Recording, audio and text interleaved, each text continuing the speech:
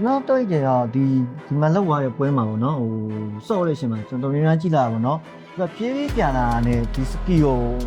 အများကြီးဒီမှာအောင်ရှိတယ်ဝုန်းဆုံးဆိုဘယ်အားနဲ့ဆွဲရမယ်ဘယ်တက်ကင်းနဲ့တော့သူတို့ကညညမှာကျွန်တော်တွေ့ရအရင်တော့စကီကိုကန်လာတယ်ကျွန်တော်ကဒီတလက်ရှိကပိုက်ကပုံမှန်ရှိတာပေါ့ဒီစကီမှာကိုအကောင်အရှင်ရအောင်2ချက်3ချက်လောက်ဆွဲပေးရတယ်2ချက်3ချက်ဆွဲပြီးမှအရှင်ရမှတာလေပေါ်ပြီးကျွန်တော်ဒီကောင်လော့ချတာပြီးတော့ကျွန်တော်ဒီခါ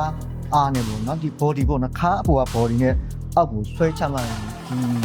မီတာညညကီလိုညညမီတာညညပို့တက်မှာနော်ဘာမဟုတ်ဘဲနဲ့ဟိုပြေးပြီးပြန်လာနေတာကြီးရောအမြန်ပြီးရောမဟုတ်တဲ့နဲ့လက်အားနဲ့ဆွဲနေ energy ကုန်တာပဲရှိတယ်ကျွန်တော်အချိန်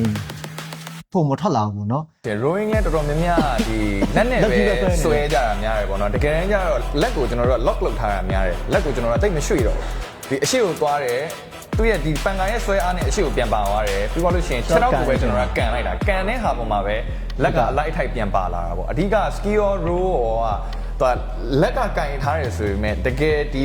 ပန်ကာကိုလဲအောင် movement ဖြစ်အောင်က ski ဆိုရင်ကခန္ဓာကိုယ်အားပေါ့နော်ခါပွေပေါ် row ဆိုရင်ကတော့6တော့အားနဲ့ပေါ့သူများတွေကဒီလောက်ကနေဒီလောက်ပဲဆွဲနေတာ3ချက်လောက်ဆွဲတဲ့ဟာကိုကဒီအပေါ်နေဒီအောက်ကိုတစ်ချက်ဆွဲချလိုက်တယ်ဆိုလို့ရှိရင်အထက်မှာပန်ကာလဲတဲ့ distance ချင်းက3ဆ2ဆလောက်กว่า